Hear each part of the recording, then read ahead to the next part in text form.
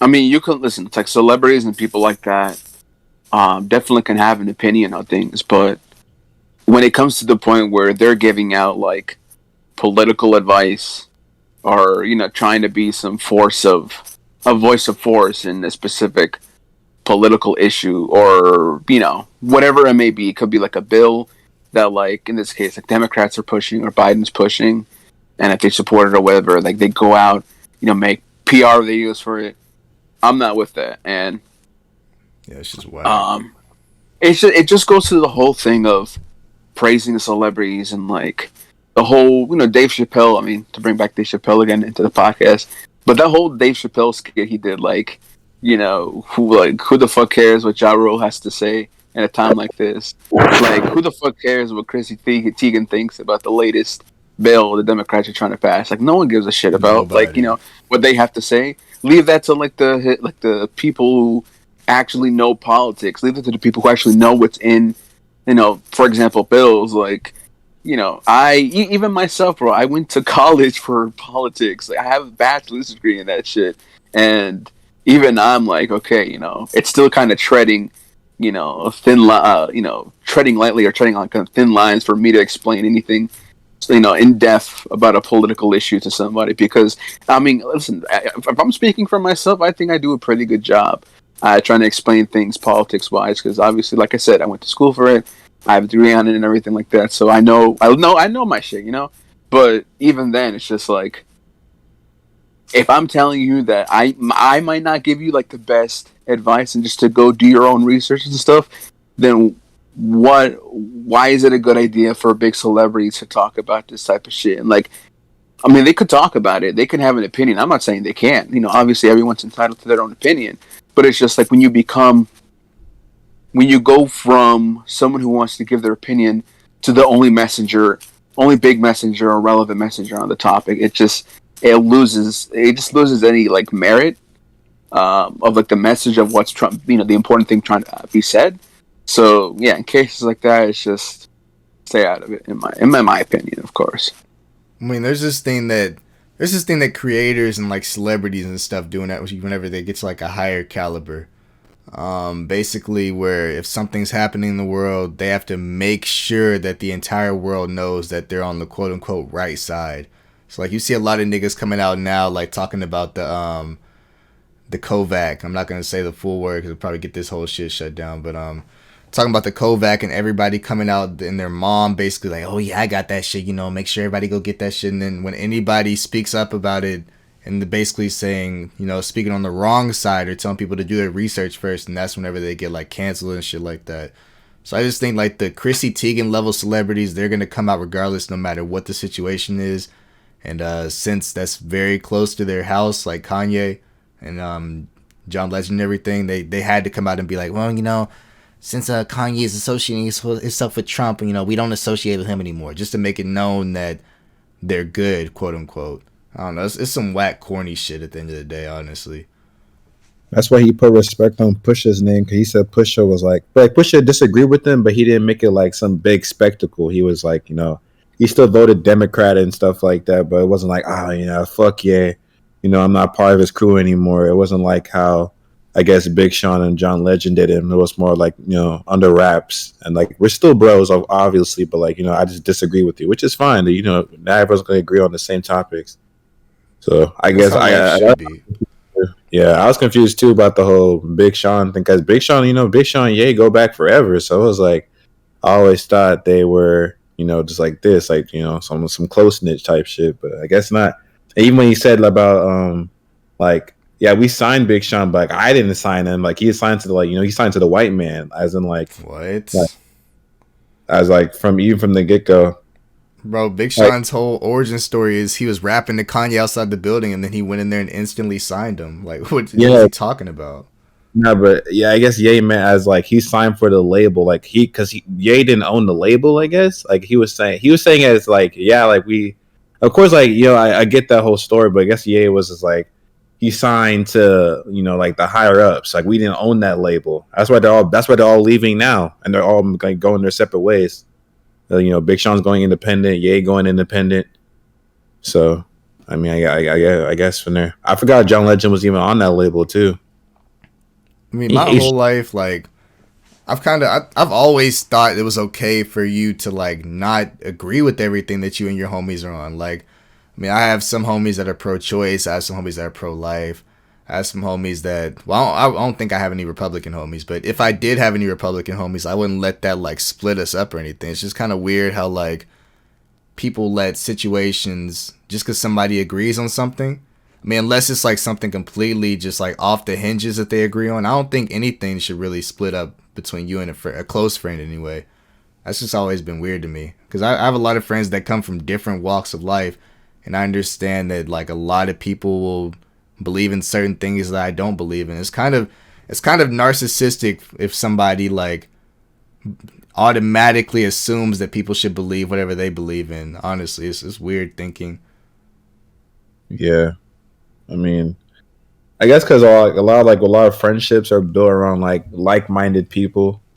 But like at the same time, as I still think it's good for a group to have diversity. Like even here in the Almighty Army, we have a lot of people who are from different walks of life. Like we don't always agree with each other. Like we'd be arguing about whatever the case might be, whether it be something serious, like like maybe abortion or racism, or we talk about this like something as simple as like Pokemon. But we always like it's okay to disagree. Like we be arguing with Toki back and forth, or with Z, or with Jeezy, or whatever the case might be. And we know we still family at the end of the day. It's it's just it's whatever. It's nothing. It's nothing too serious. So it's kind of it's sad to see people like break off like especially like long ass relationships over something that's not that serious at the end of the day.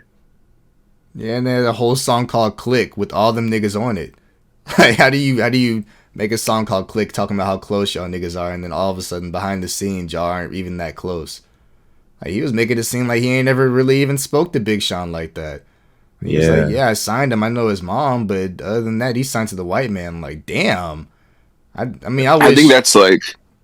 that's like the big homie syndrome. Like when you put someone onto something, or it's just like, in this case, obviously he signed him and everything. Gay's the big boss, right? So just because he's the big boss and he's in charge of all this shit, he's a legend. Blah blah blah. He has so many accolades.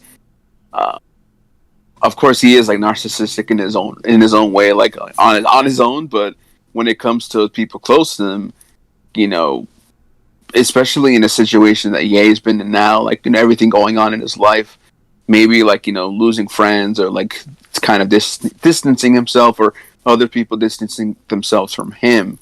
It's kind of like, oh, he might feel a certain way about it, well, understandably so, and in that way, obviously, he's like kind of flexes like, oh, Big Sean is just a guy, or like I just signed him, or he like you said, he got signed to the white man, like not by me, blah blah blah. So I mean, it is like, it does suck to see and hear, because you know growing up, the past like what, maybe like 10 years. It was like 10 years since the no, maybe like 8 years since like good Cruel Summer came out, and that's the song Click is on there, Mercy, all that shit. Yeah. So it just sucks, just to see the evolution of things, because it does tell a big story about life, because obviously people who are close with you, at a certain point in your life, the next weeks, months, years, they can definitely be like a whole stranger. You might not even know a single thing about them, or vice versa, and you just drift apart. And I feel like that's the case that happened here. And whether it's relating to business, whether it's just relating to people just did not want to fuck with Ye, or Ye didn't want to fuck with them, he felt like he's like better than them, or just doesn't need them. And I feel like that's the case here. Like I said with Ye, obviously he's has a very big ego and is very narcissistic. But it's also, on the other hand, I do kind of understand what he's trying to get at when it comes to him running for president. Even though someone like myself, obviously, there's no way in hell Gay would have won at any state at all. I know that for Hell a fact. nah. It's just it's just common sense, right? But he was obviously he didn't feel that way. He was very serious about it, and just like that's why I understand where he's coming from, because even though I don't agree with him, it's just his heart was in it, right? His heart was in it specifically. It might not have been for the best reason, or it might have, you might call it even delusional, his run for president, but his homies weren't like, it's not that they weren't there for him. It's just that like they completely, you know, turn their back in no sense, just kind of supporting, like you mentioned, like, Democrats or like a specific candidate over Ye, just out of spite, just like, oh no, I don't want to affiliate myself with Ye because it's too controversial, or it'll damage my image, or it'll affect my sales, my records, blah blah blah blah. So, like I said, I know where he's coming from, but it's just, sometimes I feel like everything, we all know everything with Ye, you kind of have to take with a grain of salt sometimes, because he be spitting facts, definitely a lot of the time. He be spitting absolute, bars, gems, and everything like that. Other times it's just he just says some nonsense where it's just like, okay, let's tone it down a little bit. Yeah, I feel that. Did you guys, okay, so completely off the note of Ye, but on the Dream Champ show, that shit was kind of like watching it. Okay, so I watched it twice a little bit. I watched it on YouTube and I listened to a little bit on the podcast form or whatever. That show is hypnotic, man. Like, I don't even know how to explain it. It's like, just say you have somebody with a big ego in there, right? They say something, they all sit there and clap, cheer for them, say their name, smile and everything, get them laughing. Besides that, because that's already hypnotic in itself. Like, giving somebody that much like appreciation is like a drug almost, because you're like, damn, these people really like me. I'm just going to say whatever and they'll just, keep agreeing with me or whatever. Not only that, but you also add like Hennessy and drinks into it too. Like, that show knows what they're doing to get people to say what they want them to say, bro. Because that shit was wild. I mean, I noticed that just my first time ever watching that show. Did y'all notice anything about that? That's just weird. I mean, the game that they play in general, when they were asking Ye, like, would you prefer this person or this person, or this producer or this producer? Like, even that within itself was going to cause some ruffles. And it's big name people too. They were like, Pharrell versus Timbaland. They said Kid Cudi versus Trav. Like, there's a lot of people like they're like trying to ruffle some feathers. And I mean, I don't doubt that they like they like Ye and they fuck with Ye on a deep note. But at the same time, it's kind of like they were just kind of like manipulating him to just to say some crazy shit and just spark some controversy, which he did. With the whole John Legend, the Big Sean thing. Even like with that playing that game, and like it just felt corny to me. Like, I don't know, it just felt really corny. Like, they would clap after everything this man would say, and it got to a point where I think he got annoyed. Cause I think towards the end, he was like, "Don't clap for this. I'm like, I'm being serious right now." I was like, I don't know, it's just felt really weird and corny. Like I won't say a cult, but just on some real, like, I guess like hypnotic. I guess, yeah. I don't know. I can't really find a better word for it. It's like some yes men type of thing. Like, obviously, it's I 100% understand what you're trying to say about Drink Champs. It's, even though I've only watched like an hour and a half of it, an hour left, I still have to watch. But a lot of the time, like, Ye just be talking and they just clap for no reason. I'm like, bro, just let him speak. Like, well, one, let him speak, and two, he didn't even say anything that warrants a clap. And it's like he had to kind of laugh it off while they were clapping, because he, obviously, he'd just be saying something random that they'll just be clapping. It's just like, I mean, I get it. Obviously, you want to hype up Ye. Everyone's like, I feel like Nori and Ye are. I'm pretty sure they're like friends. Like, obviously, like outside of the podcast and everything. So you definitely can get that vibe, because they, like, Ye is very comfortable around him, or comfortable. He named his daughter after him. Yeah, exactly. So North and Nori, that makes sense. I didn't even think about that before. But yeah, so like obviously he's very comfortable. So that's the part of the whole, I guess, podcast or show that I actually really fucked with, because they're giving him this platform to just say what he wants, and it's not like a late night talk show where he'll be put on and there'll be like corporate questions, and it'll warrant a certain reaction from him or whatever. Obviously, they're juicing him up, they're giving him like Henny, they're giving him the drinks and everything, they're doing the shot games and stuff like that. So he got some alcohol in his system. But, it's still, for the most part, it's just, just real, like, I mean, as real talk can get when you're drinking Henny and surrounded by people who, like, kind of want to start a conversation, or, kind of, I mean, it's not like I wouldn't say they were baiting him into certain things and saying some things about certain topics, but they were kind of leading him on in some cases. Like, obviously wanted more. And I understand that, obviously for your show, you want to do that. But it's just like, I don't know, it felt kind of like Two-Faced to me in a sense. Not that they were asking him anything bad. It's just like, I don't know. They definitely put him in the spot in some cases. But he just, like I said, he just speaking his own truth. And would I watch Drink Champs again with someone else? Probably. Depends on who it is. But I'm for sure watching the Big Sean I think it's a cool show. What's up? So I'm for sure watching the Big Sean one. Shit, I don't know about that, but I might check it out. I might check it out, of course. I just want to see what he has to say about it, because apparently as soon as he said he knew that Kanye had said something about him, because like as soon as the show ended and got airtime or whatever, like they immediately hit up Big Sean, was like, hey, you want to come on Dream Chance and kind of rebuttal that?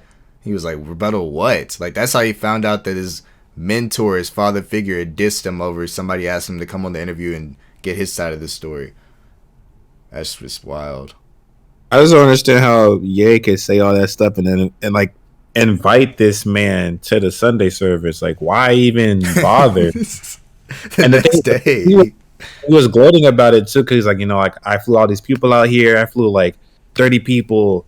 Like he's like crazy, like 30 planes or something crazy. He was like, 30 mini bars. Like, I have all these people out here. I'm spending so much money. I'm like, bro, like, why'd you like? That's like calling someone into class and then you just start bullying them. Like, what is happening? I don't understand. I was like, yeah, he has like serious hatred for Big Sean for whatever reason. Like, and like that tombstone thing was like insane. Like this, like, and I think with Ye, like he probably would really do something like that. Cause Ye, like, I wouldn't be surprised if you put down this tombstone or something crazy. No, absolutely. He was wild the fuck out.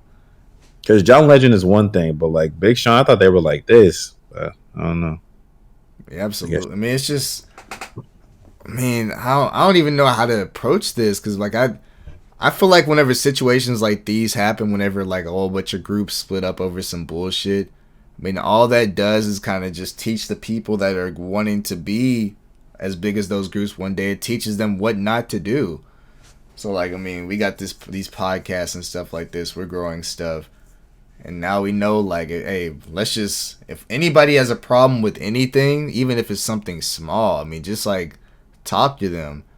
It's like most arguments like this can be solved easily with just a heart to heart, just one heart to heart. Like if Kanye would have pulled Sean aside and been like, hey, look, bro, I don't really appreciate how you just dragging my name through the dirt. I helped you and your family with the lie. Please, like, just stop. And then that's all it really takes. And Big Sean, I'm sure Big Sean would have stopped, because I mean he literally called up Kendrick and talked about their whole beef with everything. So I know he would have stopped it with Kanye. So I mean, all things takes just one conversation sometimes. It'd be interesting too, but about the whole, I mean, that could be a whole podcast within itself. But the whole versus battle thing about who Ye should versus, with whether it be Kanye, not Kanye, whether it be Drake, Kendrick. He was talking about he wanted multiple people to face him because that's how big Ye is. I think the best one probably would have to be Jay-Z. This in terms, I guess, how long they've been in the game. But he said he wouldn't face Jay-Z because that's his boss. So I don't know. I guess it would have to be him versus Drake. No, he wouldn't face Jay-Z because he's scared of him. That's a lie. Cap. You don't think he's scared of Jay-Z? Lift Yourself is better than the entire discography of Jay-Z. But Jay-Z, that was obviously a joke, but Jay-Z got some things on him. Pause. Listen, hey, yeah, of course. I know he does. Hey, yeah. But listen, I mean, ayo. But the discography of Jay-Z. Listen, okay, we'll do a little quick thing about this, because I am not that big of a Jay-Z fan. I'm not gonna lie. He has some bars. He has some, great songs, great albums. I'm sure I've listened to like most of his albums. I haven't listened to every single one. I've listened to the original Blueprint. I want what is it, I think it was the Black Album, and more of his newer stuff as well. It's just I've never really been a fan of his, and not to say that he's bad or anything. Like his music's bad. I'm sure it is great. What I've heard is really great. Well, not really great. What I've heard is good. I don't know. I just feel like it's maybe a little bit overrated. It's a hot take or something like that. But I think if it's Kanye versus Jay-Z, Kanye's gonna take it, easy. Honestly, I'll say that easy. That's a GG. That's a 3 stock right there. Drake, it's gonna be neck and neck if that happens, the verses. But I think Kanye has way more hits than Drake. And I know obviously Kanye's been in the game like a little bit longer than Drake as far as commercial success goes since like 2004, and I think Drake was starting to pop like 2008 around that time or whatever. But yeah, it's gonna be close. You know, if that happens, it'll be close. But no, I think Kanye for sure has it in the bag though. If that versus ever really happens, Kanye's got it, easy money. No, I mean, I definitely believe Kanye would get Drake out of here easy. I mean, there's some people like, what the fuck is he gonna do against that one Pusha T record? It just slipped my mind what the fuck it was called, Runaway. Yeah, there's so many songs that you have that you just cannot like combat for whatever reason. I even though like we think it'd be easy, I'm not really a Jay fan either. I've only heard like a select few songs. I haven't even heard all of 444. You know, go ahead and crucify me, whatever, for saying that. But yeah, you gotta go.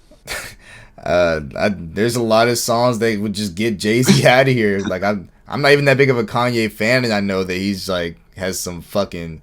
His first 3 albums are basically perfect. His album that he just dropped, Donda's out. I mean, it's cool. It's not better than CLB, but you know, it's still cool. I guess I'll give it that.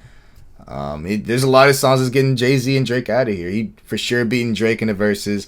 If I were to see anybody in the verses with Kanye, go Pharrell. Might as well go producer versus producer at that point, because like Ye has surpassed music by a lot. Like he's not just a rapper anymore, so you can't put him against just a rapper. Put him against Pharrell that also produces music and is in a lot of his songs too. That'd be a phenomenal match I want to watch, honestly. I feel like Pharrell has such a wide range of different songs he has produced. Obviously, he has hip hop hits, he has pop hits.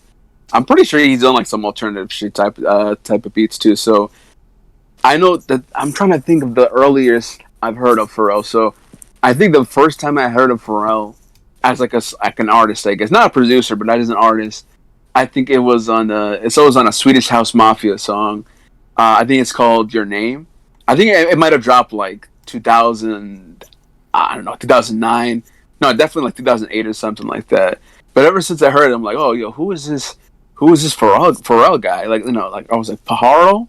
I was like, oh no, Pharrell. But no, listen, like I don't think Pharrell gets the credit he deserves, because Pharrell had obviously he was part of the Neptunes. Pharrell has done so much stuff for you know, any of the big artists right now. Not necessarily even right now, but just overall hip hop. Yeah, ever. You know, he's produced, you know, for Jay-Z, for Ye, for you know, an endless amount of artists and everything like that. It's just like, yeah, that's just one thing I wanted to say, because I feel he definitely does not get the recognition he deserves. Jez, what do you think? Do you usually, well, have you like listened to a lot of Pharrell, or I don't know if you guys have listened to him like as an artist himself, or just like the, you know, acknowledge the songs he's produced and such. Let's see, being a big Tyler fan, I have, even though I might not listen to everything they've put out, of course, with Pharrell or even Jay-Z, I still hold them in a pretty high regard, because they, you know, influenced to what like hip hop and rap is today, especially Pharrell, because Pharrell's on that Kanye tip in the sense of when they were, you know, when they were producing and making music, and when they were, you know, growing and, you know, getting better at their craft, it wasn't heard of before. Because even with Pharrell, he was like a skater boy, and like, you know, that wasn't really like, besides him and like Wayne, like no one was really doing that. And then for Kanye, like he was kind of like I wouldn't, maybe like not an outcast, but he was like a, you know, like the odd one out when it came to hip hop, because even though he was experimenting, doing all these things that haven't been done before. So I mean, that's why it would be cool to see him go versus Pharrell. Like he was saying, like he wants to go versus multiple people. So he said Pharrell, he said Timbaland. I think Jay-Z is still the best one for him, in the sense of like, I've listened to all of Jay-Z's things, but the influence that Jay-Z has, like not even talking about what he does outside of music, but with like the influence and how almost everybody considers this man like the best rapper of all time, number one. A lot of people say Kanye's the best artist, but Jay-Z's the best rapper. I know Kanye was talking about like he thinks Nas, well, he says Nas is the best rapper of all time in his opinion. Yeah, which I didn't know. That was actually pretty surprising to me, because especially after this man Taco was not fucking with Nas at all. So I was like, wow, okay. Well, like Nas and Jay-Z were like the big dogs in New York. Like they ran New York back in the day. Yeah. I mean, it's not that I wasn't really. I mean, I guess you could say I wasn't fucking with Nas that much. Listen, like Nas's more recent stuff, I'm not that big of a fan of. Just from the stuff I've heard. I heard the was it the album that came out King's 2019? I'm Disease. pretty sure it was. Was that? King's Disease.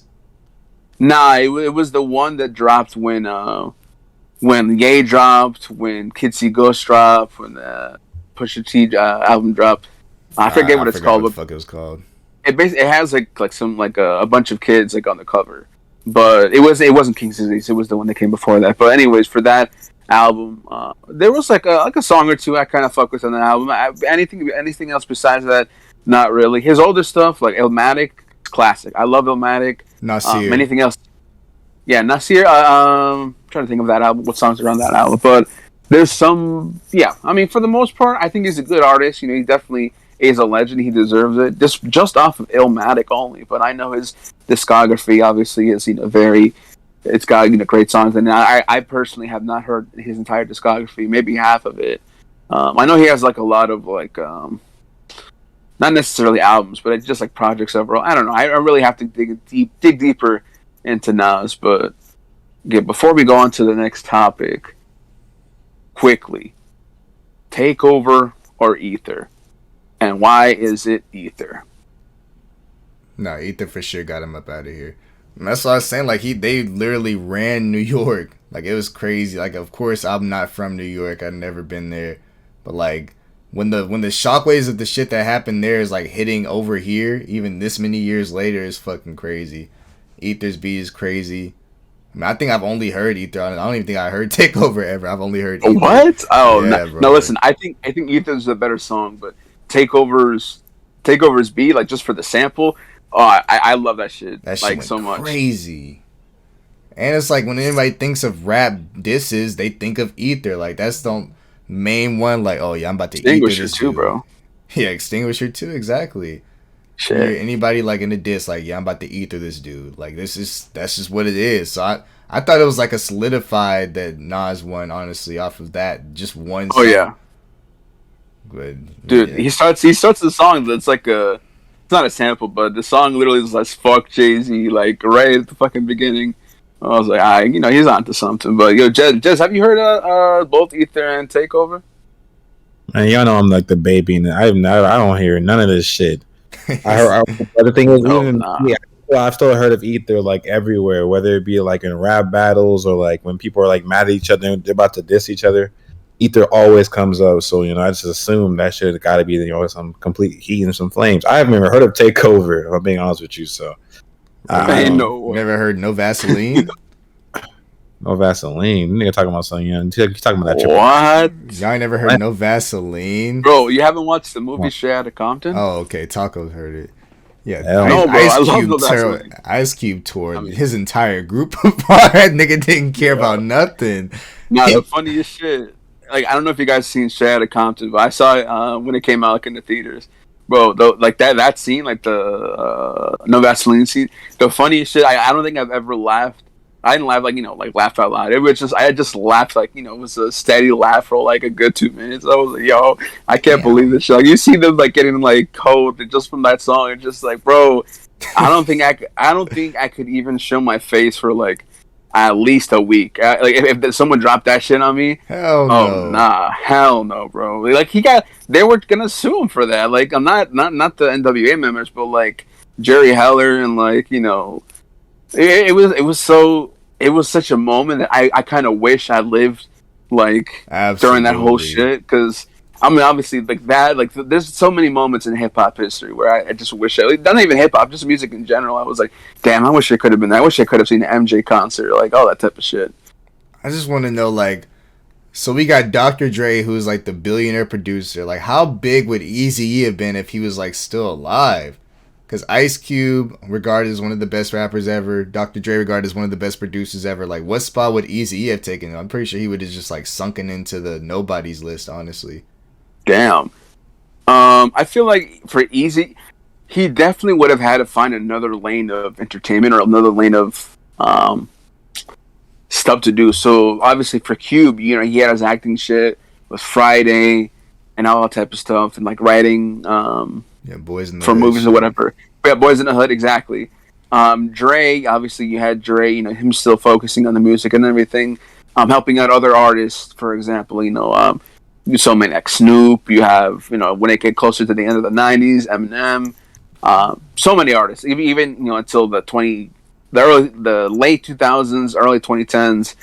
Kendrick.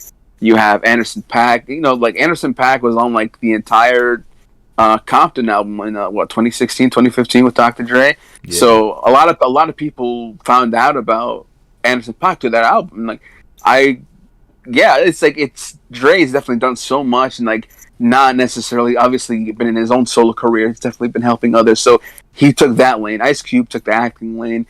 Eazy-E's music, if it were to get closer to the '90s, I know like for example, people like rap, artists or rappers like YG.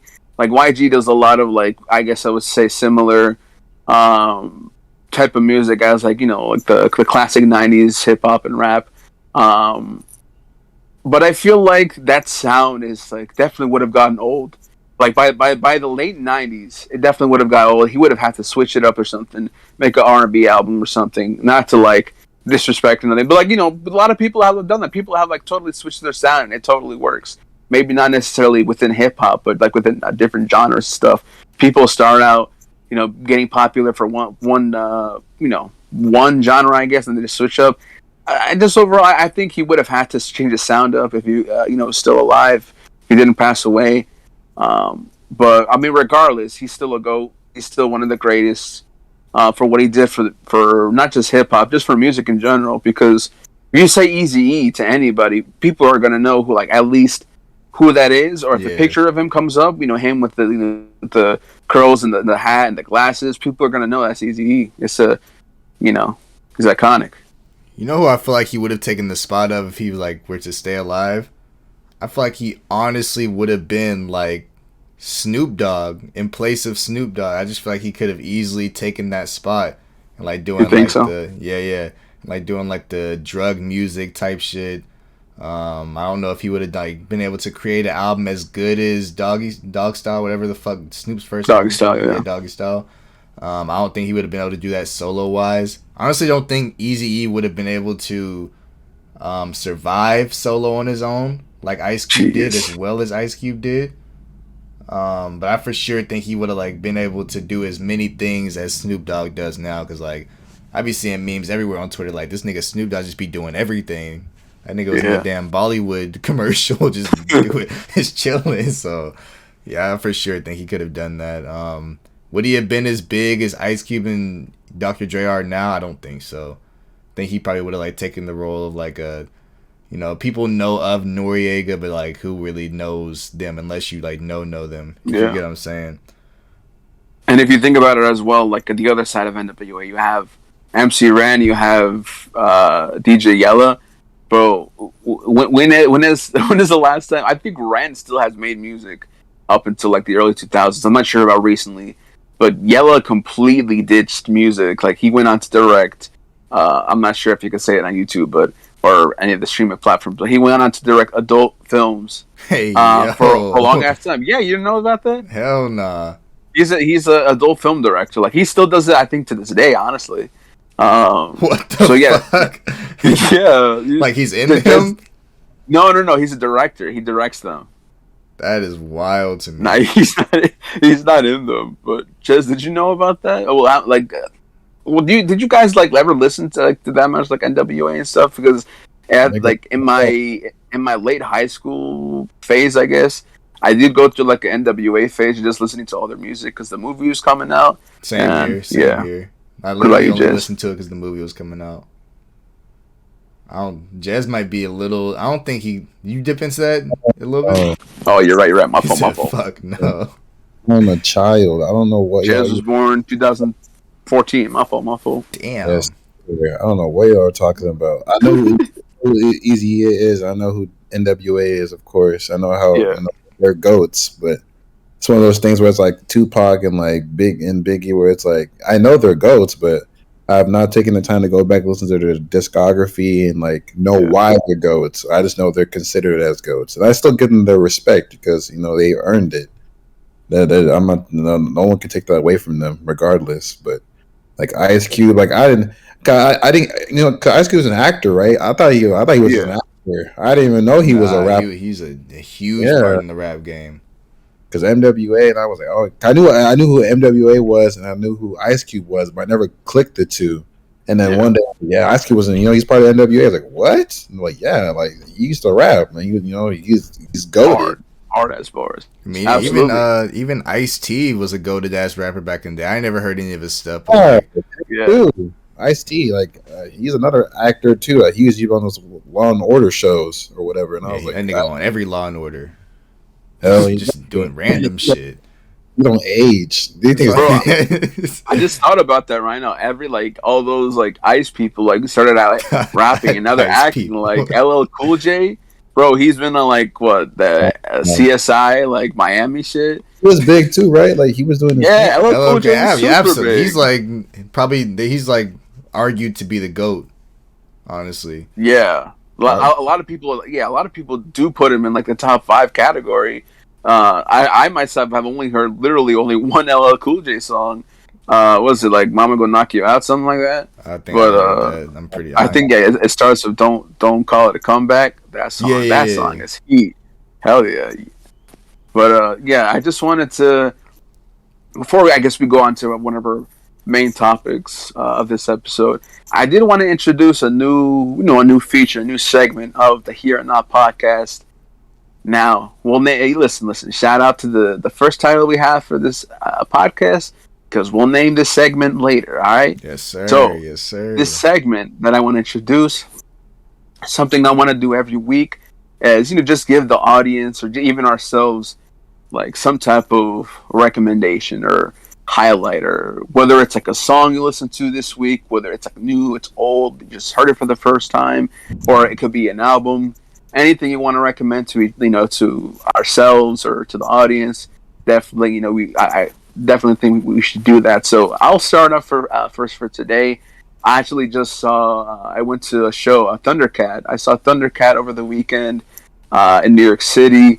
It was a great show, long ass show, by the way. Like it started at exactly, I would say around 9 o'clock. Channel Trez, I don't know if you guys know him. He's like a producer, DJ / rapper. Yeah. He like was the opener. He was pretty dope. But what I wanted to recommend was Thundercat's latest album. It came out, I believe, it came out last year, the beginning of the last year, or something like that. I'm pretty sure it was like around March or April of 2020. But he dropped an album. It's called "It Is What It Is," and it has, I think, it's around like 12ish tracks, and it's very like funk and like R&B ish, like those type of elements. It really, Thundercat pulls always like a lot of different elements into his music, especially with this latest record. It is what it is. Definitely a lot of more like funk and like R&B type of vibes. It has like a bunch of features on it too. Some of them are like verses, some of them are just like straight background vocals. You have like Childish Gambino, Ty Dolla $ign, Lil B. Who else is on there? A bunch of other people. So yeah, that's my recommendation of the week. Thundercats, It Is What It Is. It definitely obviously is in all streaming services. Go listen to that shit. I would say my favorite song off the album, it probably is either Black Qualls or Interstellar Love. So that's what I'm going to say. That's my recommendation of the week. It Is What It Is, the album by Thundercat, and it did come out last year. But Apollo, have you listened to any like song or album this past week that you wanted to highlight? All right, so a song that I can easily shout out right now because it's probably like one of my favorite songs all time. It's not a rap song. I think it's like a. So I figured out I listened to a lot of like alternative music, whatever the fuck you want to call this. But there's this song called Pluto Projector, I think, by Rex Orange County. I don't know if you guys have heard it or not, but that song is like. It's just I don't know, bro. Like I listened to it one time on some, allegedly some shroomies. That shit changed my fucking life, bro. Like, like I don't know, bro. Like that, yeah, like that shit. Like you'll know what part I'm talking about whenever you get to the part in the song. But like at the very end, there's just like a very very build up climatic part, bro. Like if you want to get in a like relaxing mood, go listen to that song for sure, bro. Album wise, I don't really have any albums, but I do for sure recommend that song. Go listen to it if you haven't. Pluto Projector, Rex Orange County. Um, I'll put the pictures of the albums and stuff on the in the editing, so future Pollo remember this shit. But hell yeah, Jez, you got anything? Yeah, I mean, as a Tyler fan, it's kind of a crime if you don't know who Rex Orange County is or Cali Uchis, because those are big collaborators he's been working with since back during Flower Boy. I think Rex Orange County is on that Boredom song on from Flower Boy, and it's a fire ass song. I'm surprised. Like I was surprised when Apollo brought that song up in the music channel like a while back because not a lot of people listen to. I mean, of course, he has a fan base, obviously, but not a lot of people like talk about him. I think he's really, really talented. He makes great projects, in my opinion. I think he dropped one last year, or the year before. I think that's the album that Pluto Projector came from, and that album is very, very solid, very solid. Good from. I think there's no misses, honestly. No misses. Nah, I listened to it. There aren't any misses on there. His sells all the way through. It's smooth. Yeah, shit's just. Then even from his earlier work, I just love all of them. Like I think it's 2-3 albums. They're all fire to me, in my opinion. But of this week, I'm pretty sure everyone knows, but Amine dropped, like a small EP, 2.5. It was cool, It's an EP. I didn't expect too much going into it. Got some songs off. I got like about 3 songs off of it. I'm gonna keep re-listening to. I think it was Neo, of course, Charmander, and I think another one was like a freestyle towards the end that he was kind of just having fun with. And I'm glad that people are still doing EPs and things like that. The one Drake dropped. The demo lines and just things like that. People just still having fun with music. That's when we get the best music, in my opinion. Besides Amine, I do want to point out Saba. He dropped a single. Single was cool, starter single. He's dropping an album soon. Saba doesn't miss, in my opinion. If you don't know who Saba is, please go get yourself acquainted with Saba. He is very, very talented. I won't sit there and say I'm not even trying to even get into any arguments, but he's a very underrated storyteller. His storytelling capabilities in rap is very, very like it's just not treasured enough. I will say it's just not treasured enough because on that last album, I think it's called Carefree with with prom/king. That song is amazing. Like the whole album is amazing, and it's really short too. I think it's like 10 songs, like 10 to 12 songs. Very short, very sweet. I personally love albums like that. Maybe because I'm younger than everybody else in here, so I just can't take. I hate listening to long ass albums. Listen to something I really, really mess with. Like I listened to Donda all the way through, got through CLB all the way through because it's Drake and Ye. But like anyone else, I'm not doing that for. Like I'm not messing with it. From like maybe the first 4 to 5 songs, I'm dropping that shit. I'm not gonna hold you. Like I hate long albums, and not to say like they can't be good, obviously, but they just don't hold my attention. They just don't. I'm just like, why do you need like people like Chris Brown, and then they're making like 30 like song albums? Fuck no. And then be making deluxes on top of it, like Chris Brown with a 75 fucking track album. We are not listening to that shit. And it's all Lucy's. Like nobody's going through that. This man Ye freaking I mean, because Donda is still a solid album, but he's talking about adding a deluxe to that shit. To me, I feel like Donda would have been a way better album if you took off all those part 2s that you put on the edge of it and like made that the deluxe, or maybe put them as like an EP or like a 4-pack, like with it in its own thing. And if you took off that stupid ass song with Pop Smoke, with Pop Smoke's voice, the song was so useless. Well, but it didn't need to, it felt so like it was really like, and no one liked it anyway. It felt like he was just using Pop Smoke just to promote. Mad artificial. Yeah, that shit was whack. Like if he took that off and then took off those 4 songs at the end, like they weren't bad songs, obviously, but they were like throwaways. They were just like different renditions. Because that means that it would have gone from like 27 tracks to like a smooth 22. And there's some other songs I could have been taken off, in my opinion, like the one with Chris Brown I could do without, the one with Ariana Grande I could do without. Like there's some other songs all I'm saying is that if it was a lot more concise, I'm not saying it has to be 12 songs, but if it was like maybe like 18 songs, that would have been album of the year, honestly. But since it had all this like kind of fluff, it kind of ruined it for me.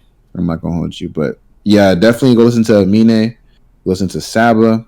I think Saba's dropping soon. I think he's dropping either this month or next. Yeah, I think he's it's coming his, soon.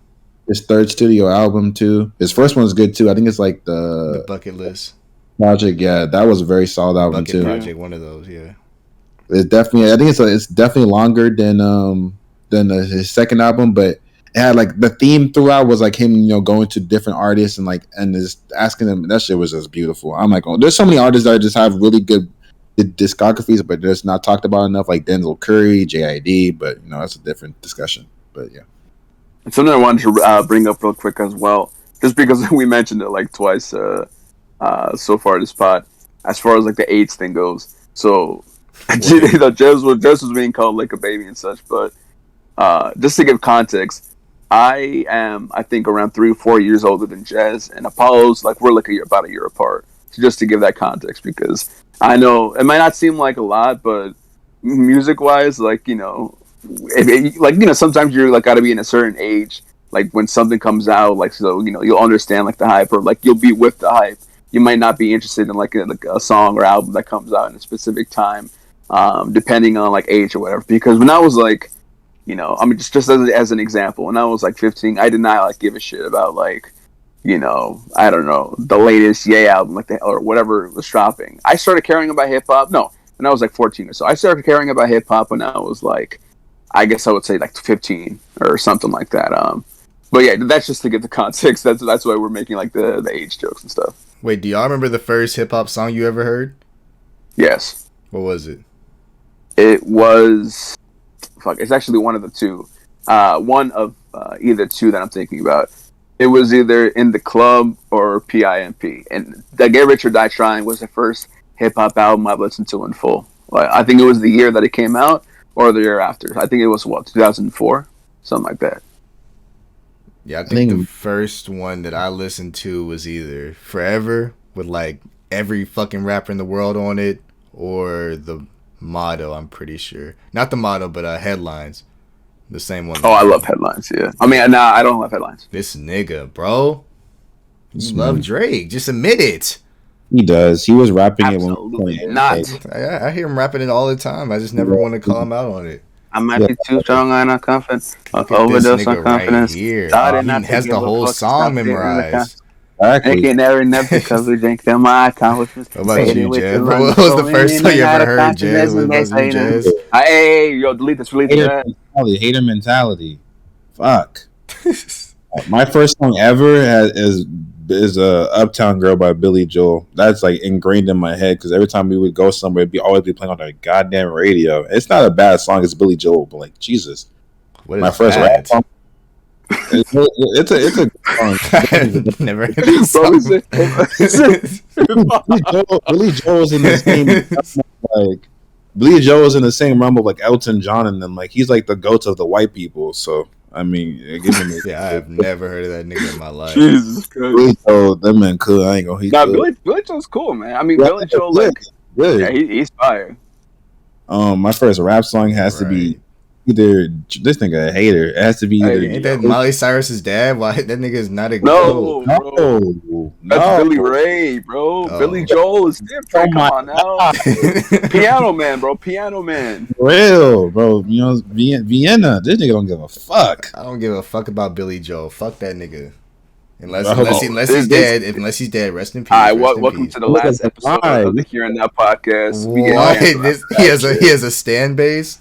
Nigga, yes, of course he does. Bro, he sold out MSG for like 2 years straight. Like, yes, bro. The nigga's broken. Fuck? Nah, he cool. He cool. That nigga made someone's who it was some person that on TikTok that did something and he retweeted them. That nigga went viral.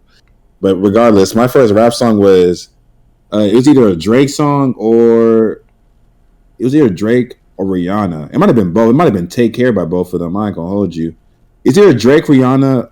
Yeah, it's either Drake or Rihanna. And it's pretty sure it's Drake. That's how just Drake is insane. I think it has to be. Yes. I think it has to Take Care or something. I don't know. My sister always used to play Rihanna when I was growing up. Like in the morning, I would wake up for school. She always be playing that. Not Anti. Is it Anti? It's the album with her on the cover. Like the drawings and shit on it. Yeah, I think it's like black and white. Yeah, and like it's Anti thing. Yeah, Anti's the one with the balloon. yeah. That's not. It Is might that be the one called. with like the cake? Nah. That was like 2 albums before, I think. I beat the Yeah. soul out of my dick to that song. What? That shit, I don't know. That Oh, had me feeling some type I of mean, way. nah. it's Yo, called. dab me up, bro. Dab me up. Yes, sir. Yes, sir. Yes, Yes, sir. This shit came out in middle school. I remember that shit. sir. It's called unapologetic. That's that album. Yeah, that's the one. 2012. She was. Oh, Rihanna's not talked She went about on a enough. run. She is like if she didn't stop music, bro, she'd be on some Beyonce type shit. She just she just She didn't care. is. Like, y'all, there's a lot of people that I don't think y'all know, like, are as famous as they are. Like, they're like fiending and begging for her to like release another album, but she living her happy life with ASAP Rocky. She's working on it. She's working on it. I mean, she's been saying that for years. But the thing is, it's like one of those things where it's like I rather quantity over quality type shit. That's why like with people like Kendrick or Drake, when they drop every 3 or 4 years, it's worth it. Unlike some niggas like Logic and them, but they're not bad people. But like, well, the thing with Logic and them, like when you're dropping every 6 months or dropping, like what do you have to talk about that much for you to be dropping that? You know what I'm saying? Like it don't make any sense. I don't know. Conway and Benny, they drop like every other month, and that shit's still kind of fire. I mean, I think what that is like. I mean, they be rapping about kind of like similar things, right? Though, like about the drug rap and stuff like that. Or am I wrong? Well, yeah, it's like not drill, but it's like real like grimy New York rap. But you can kind of guess like what they're gonna be rapping about before the song starts. But I still fuck with every song that they drop. Honestly, Look at y'all being more in touch with New York rap than me. That's crazy, bro. They're just good they're rappers. from Buffalo, I think. Yeah. No. I fuck with them, but I don't listen to them that much. Like Griselda fire though. No, they fire. I mean, like I said, so I guess with them it's like they might put a lot of stuff out, but they just rap. They just pinnacle rap. They just rap so well, so it's it's cool. While people like Logic and like I'm trying to think because there's other people who do the same thing. Like the Baby and them, like it's kind of repetitive, and they don't talk about anything. And like when they do try to experiment, it doesn't sound right at all. Like they need to flesh out that sound more. With them, it's like I wouldn't say it's repetitive, but like they rap about the kind of like similar things, but they rap about it well. So you can kind of give them a pass, I guess, for people So like that. Logic? What about Logic? You try to do too much. Like the man was making, he was like the auto tune. He's trying to rap too fast, and there's nothing wrong with rapping fast, but it gets to a point where it's like, okay, cool, you can rap fast, but like, can you do anything else? Like we've heard this before. Like you sound like a Logic. You sound like a Jordan Luca. Like y'all all do the same shit. Like Yuck. If I want to see, they trick people into thinking that rapping fast means rapping well. Like just because you can rap fast don't mean you're a good rapper. It just means you can rap fast. You still can be rapping fast and not be saying a goddamn thing. So this shit kind of yeah, Logic. He was good for Under Pressure. He was good for Tits. He was good. I felt like he was all right for No Pressure. I really fuck with that album just a little bit. The last one? Yeah, those three. That's about it. Yeah, his last one, his first one, and his second one. I fuck with a lot. But I think the only Logic project I fuck with is Bobby Tarantino. Hater. That shit. Bangs. Why are you saying hater to everything? I gotta support Jeezy. I gotta support Jeezy. Yes, sir. Oh no. Hell no. Well, listen, Logic.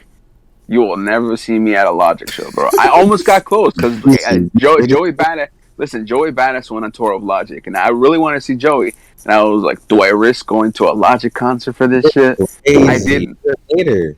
That's all bro, it is. I ain't hate it, bro. Listen, it goes hard, like, bro, when he goes like, oh my goodness, oh my goodness, oh my goodness, oh my god, bro, that shit goes hard. Come on now. Exactly. I thought you were about to say that shit was trash. I was about to say. Oh no, that I mean, that's honestly one of the only songs I remember that it is kind of trash. But the rest of that mixtape is kind of cool. Come on now, Flexecution. That's hard. That's just hard. You saying the most random of songs. Listen, bro, you know Flexecution? Come on, I do, now. But like, you don't like anything else off Tits? Oh, I love. The album. The Incredible True Story. This. Is that the one where he's like in a spaceship? Yeah. There's like 2 cool songs after that. One of them samples "Say You Will." I think You of fuck with 808s and City of Heartbreak by Ye. Stars? I have no idea, but I just know one of them samples Ye. And there's like another one which is like pretty cool. Like I like the beat or whatever. But that's about it. No Logic for me. No sir. No sir.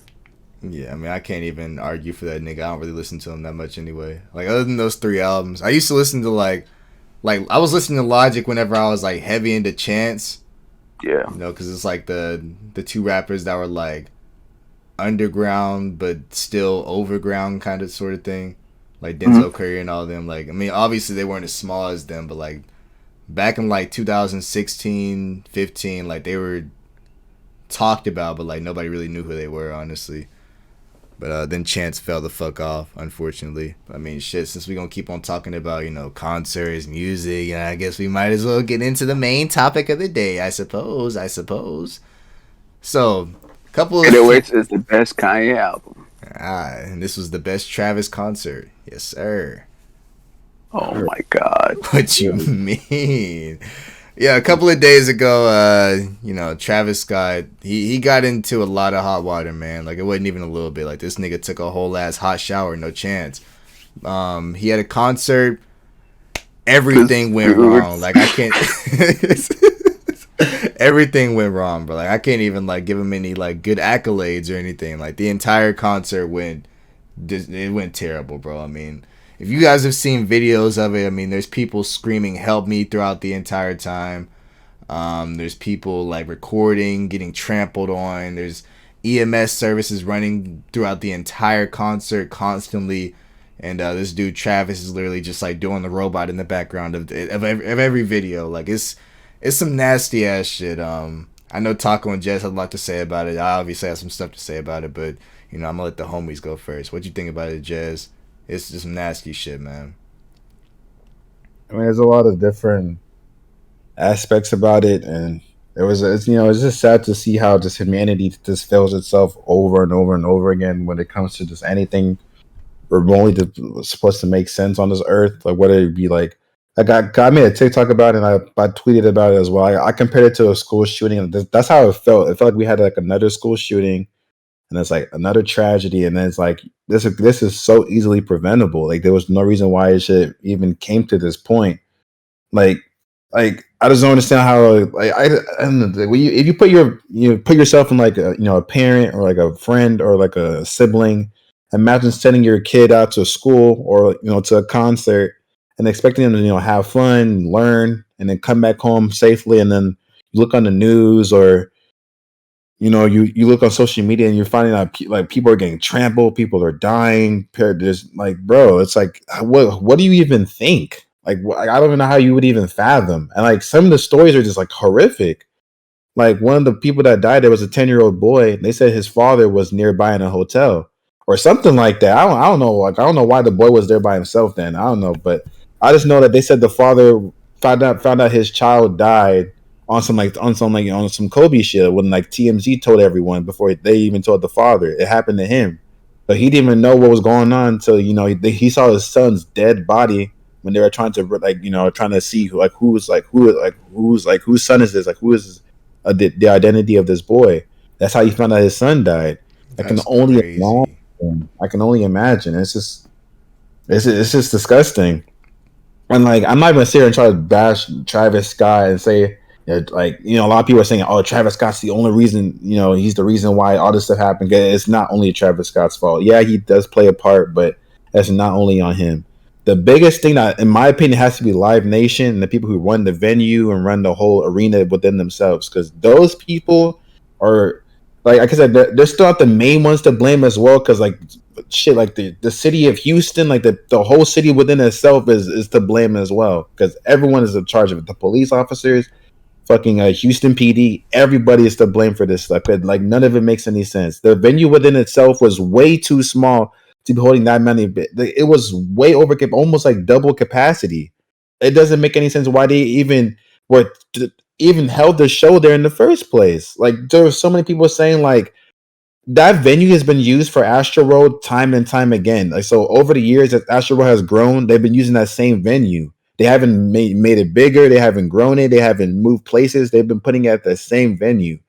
So what do you think is going to happen when Travis Scott gets bigger and bigger and bigger? This is his hometown, mind you. He's from Houston. This is where his people are at. Astroworld. What do you think is going to happen when he keeps getting bigger and bigger and bigger? We keep using the same venue for this gigantic festival. This is Astroworld. It's not just it's not like some naga. This is this biggest concert in his hometown with like headline names. Of course, there's going to be some crazy shit. And the reason I even say like it still falls on Travis because Travis was making it worse. Leading up to the show, they ran out of tickets, of course, and it sells out like in minutes. This man went on his Instagram. He now deleted the post on Instagram and Twitter because he knows he's guilty. He was making tweets and posts talking about some. I know we're full. I know we sold out, but I'm still sneak some of y'all in. I'm still get some more tickets from y'all. And then in the past, it wasn't during this specific time, but in the past, he has literally told these people, if you can't get in, you don't have a ticket, go ahead and climb over the gate. Go ahead and break through the walls. Just come in and rage. So it does. Some of the blame does fall on Travis. Not all of it, obviously, but he endorses this type of behavior, this rage, this rage behavior, this fake ass rage behavior. And it's just tell them not to listen to the guards and shit too. Yeah, that's what I'm saying too. That's another thing for the venue. Not only was the venue already, way over capacity, there was not enough security guards and there was not enough staff workers. It was very, very understaffed. Even if you see it in the videos when all these children are just crashing through the gates and just breaking through, it's literally 2 or 3 people working the little gate thing. And a lot of people are like, oh, they're supposed to stop and they're bodyguards. Bodyguards are legally not allowed to do certain things, or not bodyguards, but security guards. They're legally not allowed to even touch you half the time. They're just they're just there to to kind of just maintain order. If you see in the video, the kids didn't stop pushing through until the cops came on the horses. I think they had horses or whatever. So the cops pulled up and they said, get back, and then they started listening. And even then, they just ran around to somewhere else in another video. The whole thing to me, the venue is too small. They're very understaffed. And then the third thing is the medical workers. All the medical workers there, they had no resources. There was no AEDs. There was no defibrillations. There was no the things that they carry people on that they need to carry people out. There was nothing there. There was very little resources. On top of that, those medics weren't even trained. There's been a lot of posts and tweets. Of course, it could be false. It could be fake, obviously, but it looks real as fuck when there's a lot of trained medics using the terminology, because I know I'm in school right now for this stuff. I'm seeing the terminology, the AEDs, the CPRs, everything like that, and they're saying trained medics were pulling up to the scene, not knowing how to give CPR, not knowing how to check for a pulse, not knowing how to do basic stuff. They teach us students since high school to get prepared for this stuff. I'm CPR certified from senior year. You're trained. This is your job. How are you pulling up to someone who's unconscious and asking other concert goers, people who are raging and not even paying attention, oh, do you know CPR? You're supposed to know CPR. It's crazy to me. How do you hire people who are this that's like a surgeon asking you, do you want to operate on your own self? It's so stupid if you really think about it. That's why I don't get this whole, and now I'm seeing all this terrible ass takes on TikTok and Twitter when people are like, so for example, if they look at Logic or X or maybe other artists, so during this concert, look at how X performed, or look how Lil Pump did. I think Lil Pump did too. When someone passed out in his crowd, he was taking care of them too, and they were trying to compare them to Travis. See, Travis is such an evil man. He's so satanic. All these fucking just wild ass conspiracy theories is completely taken away from the people who died and what really needs to be talked about. Live Nation, the venue, Houston PD. And the police were bad too. There was posts about police coming in and pushing medics off of the conscious / dead bodies and pulling them away, dropping them off the things and making them fall on the floor again and then picking them back up. The cops were just terrible too. Picking stuff complete. How do you take something away from medical professionals and then drop the body on the floor when people are already trampling and stepping on people to begin with? And that's police officers, cops. Everyone is to blame for this stuff. It's not just Travis. It's not just the security officers. It's not just the medic team. And I know people are blaming the crowd too. The people, I honestly, yeah, they are to blame too, because they shouldn't be trampling and stuff like that. But people got to realize is that Travis endorses this type of behavior.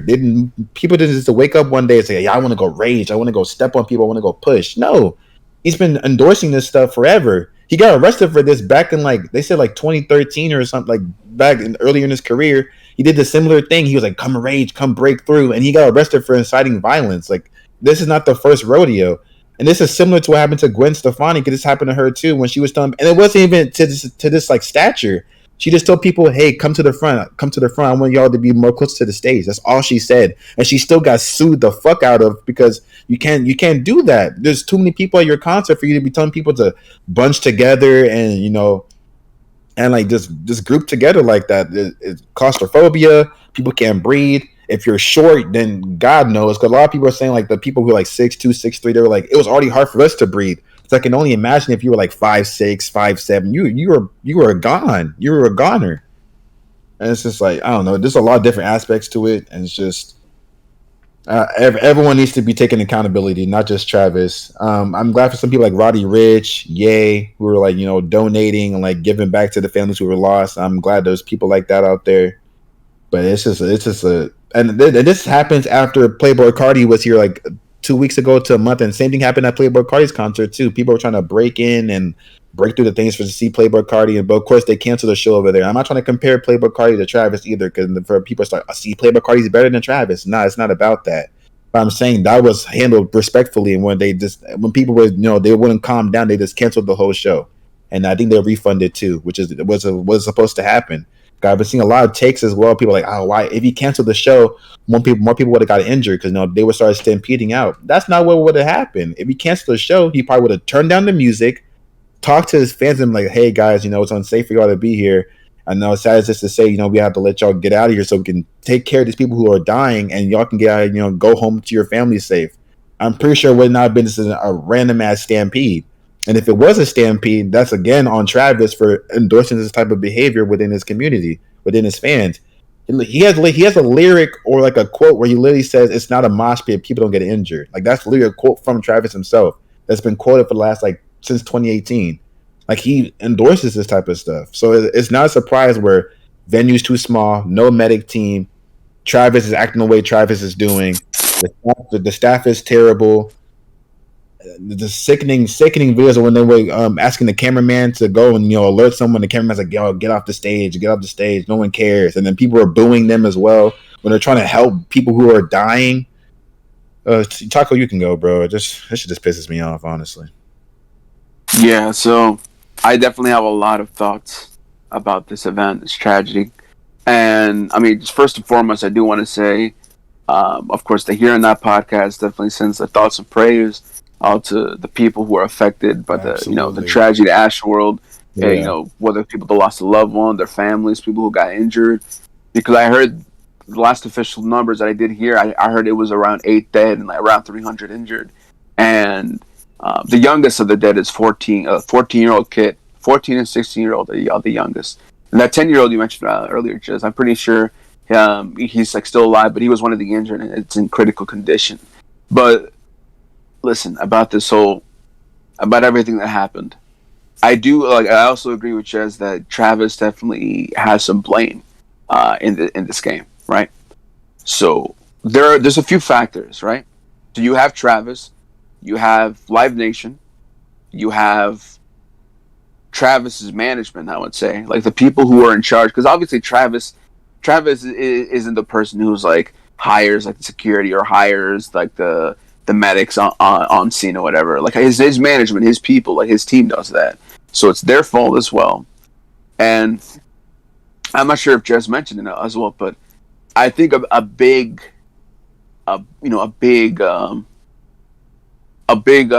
portion of the fault also goes to the fans themselves, because although there was fans who were trying to do the right thing, trying to keep everybody stable, keep certain parts of the pit to chill, especially around the bodies and the lifeless bodies, and also the people who were unconscious on the floor getting help from the paramedics. There was people genuinely trying to help, going to the front of the stage, trying to get the attention of the cameraman who was like filming the whole thing. I guess for like maybe it was like a documentary Travis was doing or something for Live Nation. And literally the camera, I'm pretty sure the cameraman just like looks at him or just ignores him and just keeps on doing his thing after people literally are telling him, "Hey, there are dead people in the crowd. There are dead bodies on the floor. Stop the show." Tell him to stop the show. And it's just so sad because I say the people, like the audience, like some of the audience members, some of the fans, because there were people, fans, who, when this was all going down, when obviously there was a bunch of paramedics there trying to resuscitate people, trying to give people CPR, trying to help them out, who were like passed out on the floor, they went all, I'm pretty sure it was like part of an ambulance or like a, so I think it was like either some type of cart transporting like the EMS team, or some like some type of vehicle, and they were like blocking it and trying to like jump on it and everything like that. It was fucking stupid. That's what it was. It pissed me off so much because these weren't kids, dude. Like these, obviously you have the event was one big mistake of the event is that it was an all ages event. I know Travis. Travis has been marketed to be like for the kids, man. Like it's for the kids. He's in Fortnite, all that type of shit. They just removed his skin and his emote from Fortnite today, but he's obviously big marketed to kids. So I understand why for I guess a Travis show they would want all ages, but a big festival like this, 50,000 people. I really don't think people understand what 50,000 people in a single crowd or even remotely feels or looks like in person. Because I can tell you, I've never been in that big ass of a crowd before, but I have been to many concerts. I've been to, I don't know, maybe like I've seen I've seen a bunch of artists live, maybe like over 50, 60 artists live. Been to many concerts, maybe like 35, 40 concerts, right? I mean, maybe less. Anyways, I've been to a lot of concerts, a lot of venues where it's general admission. I'm shoulder to shoulder with people, like chest to back to chest to people. Literally no room to move. And the crowd is usually maybe a few hundred deep, max like 500, and like in a general admission venue or something like that, like around 300, 400, 500. Once again, shoulder to shoulder and everything. And you can barely breathe. I'm a big guy. I am 6 feet. I am over 200 pounds, 250 pounds, bro. I am a big dude, right?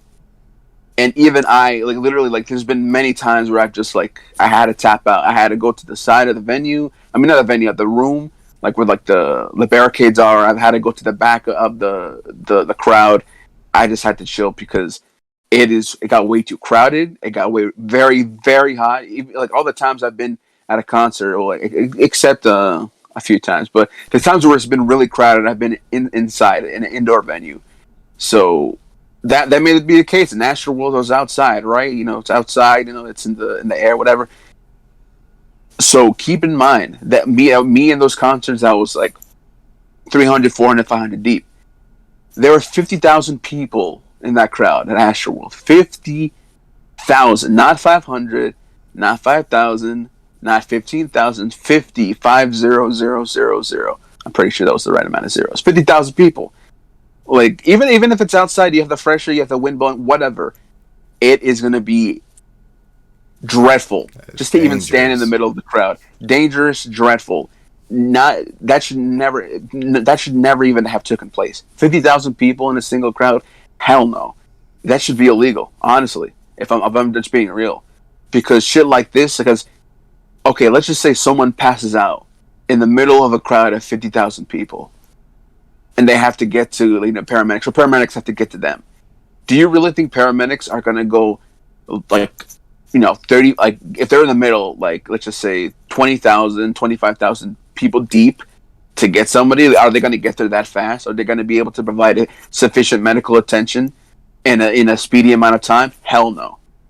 You just got to think about that. Obviously, some people will help. Maybe they'll carry them across the crowd, pass and who knows? People could help, but there's no way for that to be safe.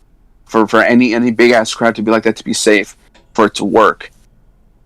And so that was a huge mistake to make that shit all ages, because a little kid, like I said, I am 6 feet, I'm a big dude. And so even for me, there's been many times where it's been hard to breathe, where it's been hard to move, where it's been hard to stand still, just because there's so many people and all the heat, like the body heat from everybody around you. It gets hectic, it gets dangerous. And so I've even had to back down. So imagine somebody who, I think Apollo just said, imagine somebody who's 5'5", 5'6", right? Like 120 pounds in the middle of the crowd of 50,000 people raging. Just think about that. Just think of how dangerous that shit is. Like I said, even for a big dude like me, even tall, even people who are taller than me, heavier than me, definitely it's gonna be a hard ass time for them. So that's one of the things, right? Like the age, the shit like this should have an age limit, right? So that's one thing. I would say at least 18 and up, right? 18 and up, because if you're 18, you at least have, obviously there's a bunch of people who are over 18 who are just fucking immature and, not their own age acting. But yeah, there should be a high limit too. In addition to that, in my opinion. yeah, no. You think so? I I 100% think agree. 18 plus is good. I mean, Nah, once you start restricting like height, I mean, the but I'm thing talking is like, this, or maybe like a separate. I'm not trying to, I know people like, or they can't control their height, but like Yeah, like in that type of crowd, like if you're like below 6 feet, you can't do anything. You just get trapped. Like those that make people getting stomped on. Like I heard there was a story. There was one woman who was there was one woman. Her fiance had to like body block her on the floor, and he got killed because they were stomping on him while he was body blocking for his wife or his fiance, because she was so small and he's a bigger dude. Like stuff like that shouldn't even be like an option in my opinion.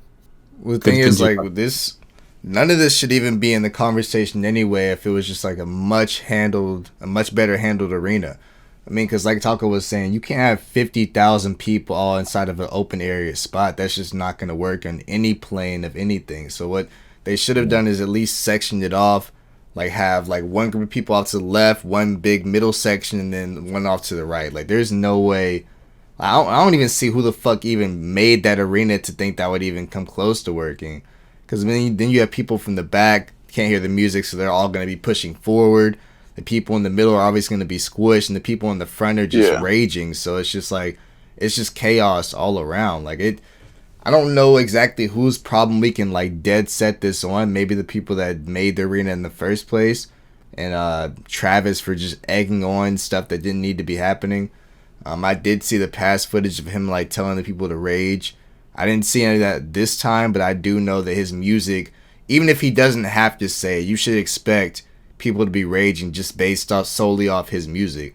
Like he doesn't even have to say it, but like whenever one of his songs come on with obviously a well produced beat and bass and stuff like that, people are gonna react to that. Like I don't think people realize how much like these big successful like rappers have control over these kids. Like they can literally say whatever they want and the kids will do it. They can react a certain way, the kids will react the same way. I mean, it's just like they should have expected it was gonna end like this while they were doing this. Like I just wanted to add as well. Just going back to what I was mentioning before. Just before we move on or get any deeper into it. But for when I mentioned, Jez mentioned it as well. But when I mentioned Live Nation, I also saw a TikTok. Obviously, there's a bunch of people giving their own takes on the event or what happened or the faults of whoever was there, right? So Live Nation, apparently, don't quote me on this, but apparently, since like 2006, Live Nation, events that Live Nation has sponsored and they've posted or whatever, there's been I think around 60 or 70 deaths at specific Live Nation events, concerts, stuff that they're like running basically. Around 60 or 70 since like 2006. So that's like what, 15 years? So 60, 70 might not sound a lot to like any regular person, like if it in a, but you know what, fuck it, it is a big ass fucking number. That's 60, 70 people dying at damn concerts, like concerts obviously are meant for you to go have fun, to go sing along, maybe like be in a mosh pit, like dance around with people, get a little crazy, but like bro, like these people, like they're just loss of life for no reason, and we're not even factoring in allegedly people coming in and injecting other people at Astroworld of drugs. Because apparently, like, this is Yeah, that all was some alleged. wild shit. Because there was somebody apparently going around, one, selling laced pills, and two, going around injecting, like, literally injecting people with a syringe of, like, an unknown substance. And there was one security guard who had, I think it was actually two security guards, who had, like an account, like an eyewitness account, like something that they told the cops or something like that, or a news station, that they felt like a little prick on their neck, or they felt like a pinch on their neck. And then they started feeling wheezy, or like, or queasy, I mean, and then they passed out afterwards. So that's like a big rumor that's going around, that there was somebody that, like, actually snuck in. Like, well, when Jez was mentioning as well, people were going off of this big ass hill just to jump over the fences and take the fences and everything. Shit like, shit like that's dangerous, because one, obviously, the majority of them is probably just a bunch of kids, or like younger people, like, their early 20s, just breaking in because they wanted to go see Travis, whatever.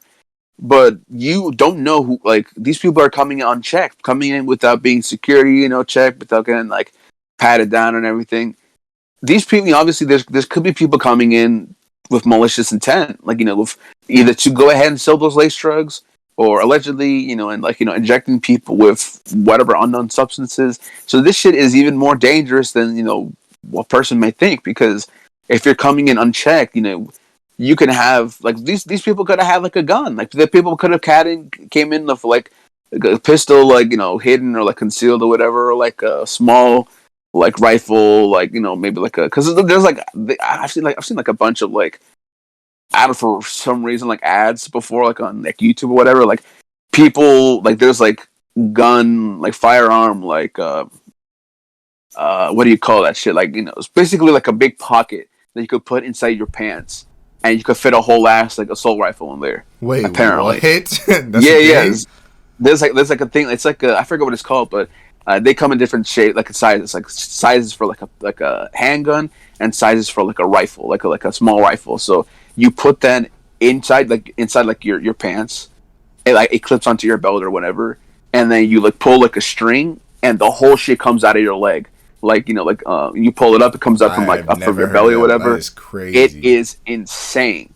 So all this shit could have happened. They could have, brought guns. It shit could have been even worse than it was. It was a failure of security, failure of Travis, to make sure, be on top of that shit. His team, the city of Houston PD, all those people, and especially, like I said, the Ragers, the people who went crazy. That they're fucking idiots. Some of them, right?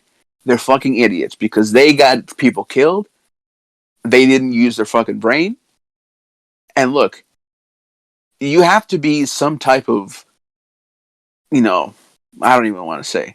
You have to be a real idiot to not be conscious of, or be, what's the word? Basically, be aware that there's other people around you trying to have fun, trying to have a good time, who aren't about the whole, like, raging shit, who are just there to watch their favorite artist live. Like, consider it's the word. My fault. I don't know why I couldn't think about that. But people are just not considerate of what other people around them. Obviously, like, forcing people to rage. Because I've been at, like I said, I've been at shows where people, like, literally go around to, like small people and, like, just push them in the crowd just to start something, just to start it going. It's the dumbest shit.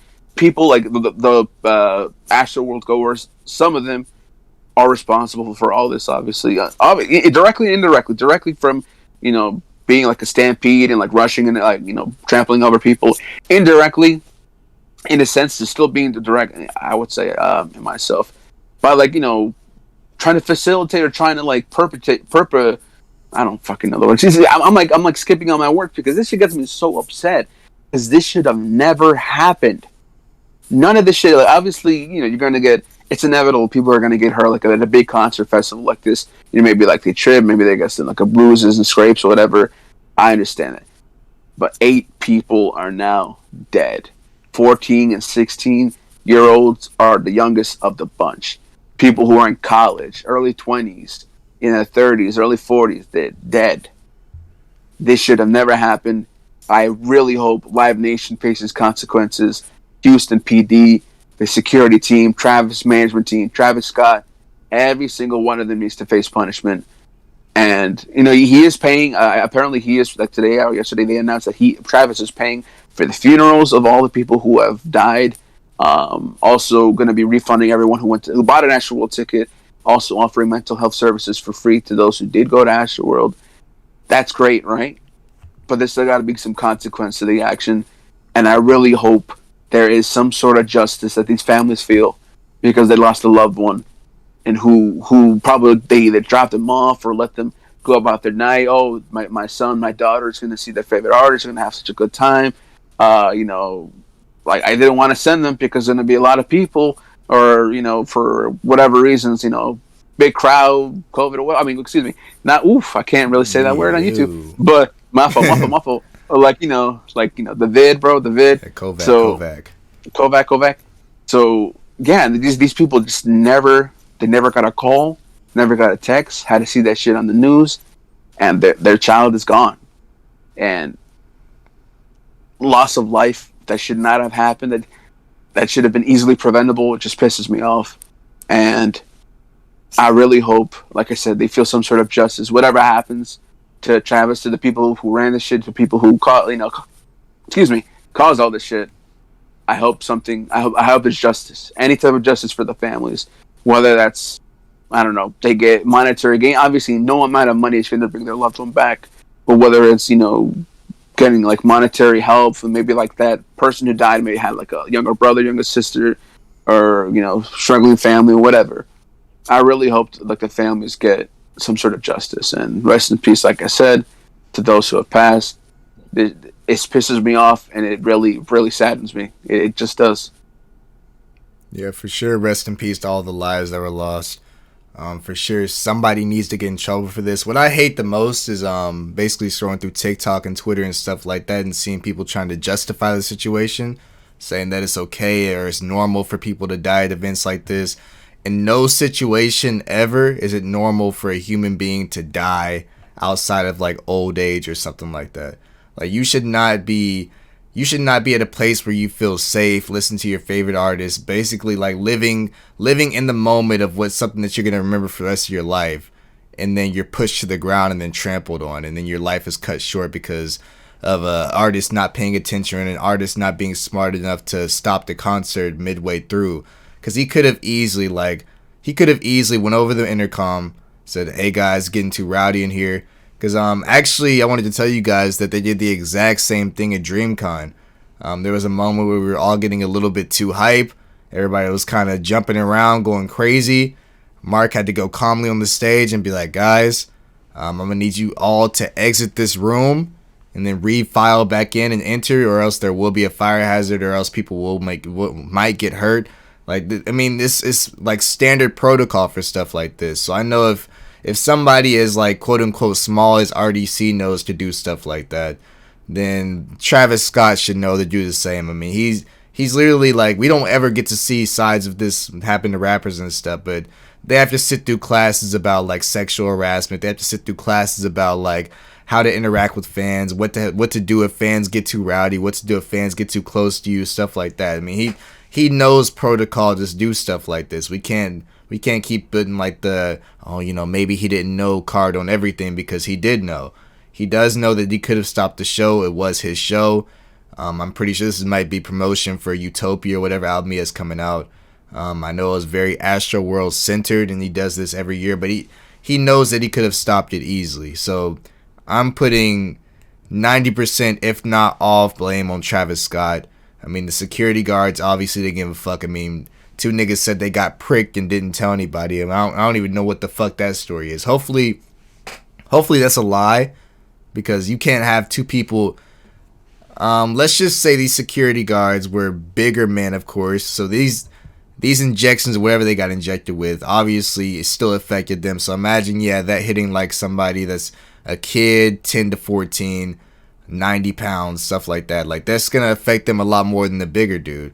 And if I can't even rely on security to step in and stop something, then who do I rely on? Like, security wasn't doing their job. Travis Scott was making it worse, and the crowd was just gonna rage as they are, because it's Travis Scott's music. But it's failures all around. These two have said enough. I've said my piece on it. Like, it's just somebody needs to get in trouble for this shit. 1000%. I definitely agree. I don't know. Like, yeah, we already said we needed to say. Just big condolences. This I don't know this story, and then the story that happened with New York with the woman who was R-worded on the train. Yeah. It's like the humanity is just like, I mean, it's kind of been going downhill since COVID. Oh fuck, since the big C started, but I don't know. It's like humanity is just like just doesn't want to help itself. I don't know. Yeah, I definitely get what you mean by that. I mean, we're actually seeing this happen in a conversation that we had like in live time. I mean, when people see something going on, they're more likely to not help the situation at all than they are to, stop somebody from trampling somebody. Because like you get in such a mindset, like to where if you're hearing this music, you're having fun, you're screaming, raging, whatever. You get so deep into that role that you're playing that if you see a 14-year-old or a 16-year-old fall over, I mean, you're probably not even gonna acknowledge that as like actually happening. You're probably just gonna go right back to looking at Travis Scott, and if he, even though he can't see the person that you saw fall over, if he doesn't react to it, then you feel like you shouldn't react to it either. Which I'm not, of course, everybody's not like that, but I know for a fact that some people do operate off that type of mindset, unfortunately. So, rest in peace. I wish we had all the names of the people that died. I'd say them for sure. Rest in peace to the 8 people that lost their lives. Pray for the people inside the hospital right now. Hopefully everything gets settled medical wise, and we won't hear like in a couple of months that Travis didn't even do anything to help them. Hopefully that never happens, but for sure prayers to, I think Taco said 300 people that are injured in the hospital with whatever injuries they have. Rest in peace to the families, or rest in peace to the people that lost somebody. Prayers for the family, all that stuff. You for sure have our condolences from me and mine, for sure. Yes, sir. I did kind of want to get into a little bit of Will Smith, but I feel like that story is going to keep on escalating as it goes on. So we might. What is going on with that man, bro? Jaden needs to go sit down somewhere. That's what it is. He needs to make Pursuit of Happiness too, bro. Come on, like nigga, he has no happiness. What is going on? Oh my god.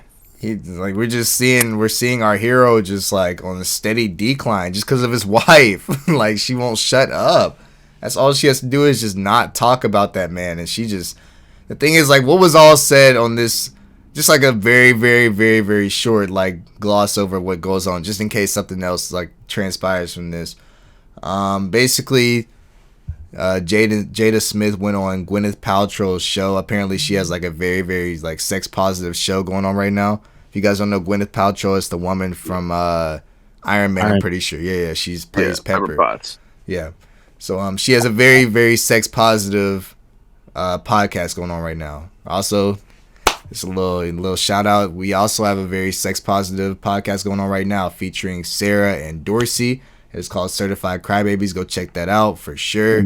Fire as fuck. I need to listen to it as soon as we get done listening, or as soon as we get done recording this. Cause I know they did their thing, so I mean I have complete faith that they killed that shit, of course.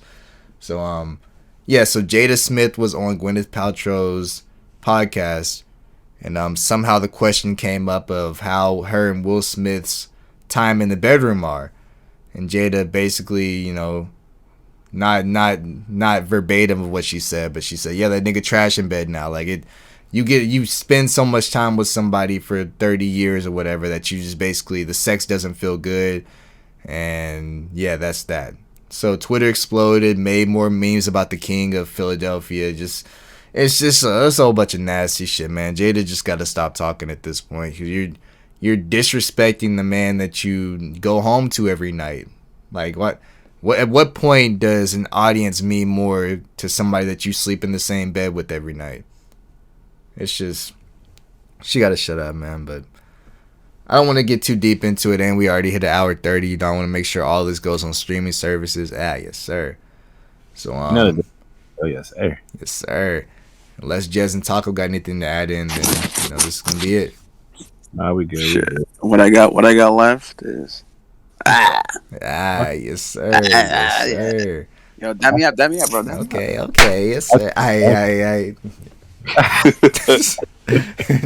All right, For the but this has love. been the here and now. Unfortunately, we couldn't do the highs and lows because we had some very, very like passionate topics to talk about today. So I'm sorry we couldn't tell you guys about our highs and lows this week, but we'll make sure to start it off like that next week. Also adding in taco segment, gotta have that in for sure. We'll name this segment later. Yes, sir. We'll name this You feel segment me? later. Absolutely. I know you niggas ain't gonna help us out with this, so we'll come up with something soon. But fuck. Paul's for sure gonna think of a fire ass segment name for another podcast though. No sir, no sir. You're a hater. How? It's taco. In the podcast. In the podcast. Oh, I hate Kendrick. Oh, yeah, and the podcast, bro. Yes, sir. Yes, sir. All right, y'all. This has been the here and now. Appreciate you guys for listening. We'll see you guys next week. Peace out, y'all. Peace out. Yeah. What the fuck? Hey, yo. What was that?